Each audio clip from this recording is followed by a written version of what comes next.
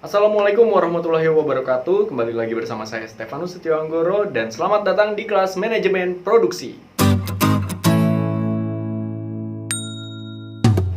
Kalau kemarin di modul sebelumnya kita telah membahas tentang bagaimana cara mencari ide untuk dikembangkan menjadi sebuah film. Dan kali ini kita akan membahas tentang bagaimana caranya kita membuat sebuah sinopsis dan apa itu sinopsis.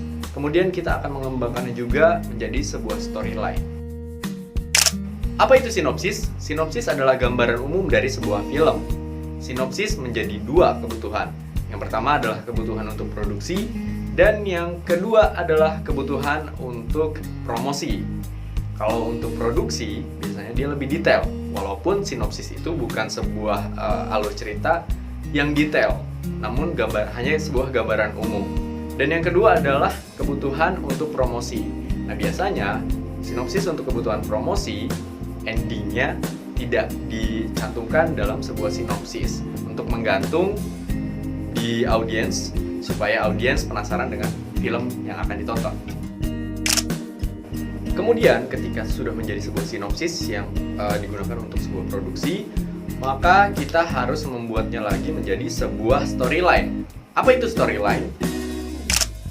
Storyline adalah garis besar sebuah cerita atau film yang akan kita buat. Di situ ada sebuah plot atau beberapa plot yang digabung menjadi satu. Jadi intinya storyline adalah berisi plot-plot yang digabung menjadi sebuah cerita. Dan apa saja yang ada di dalam sebuah storyline?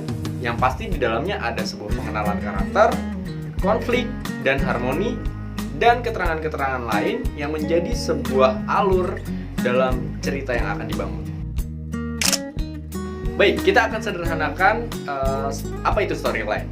Jadi storyline itu adalah plot-plot yang akan digabung menjadi sebuah alur cerita. Jadi di dalam sebuah storyline ada potongan-potongan yang akan dirangkai menjadi satu, menjadi sebuah alur cerita.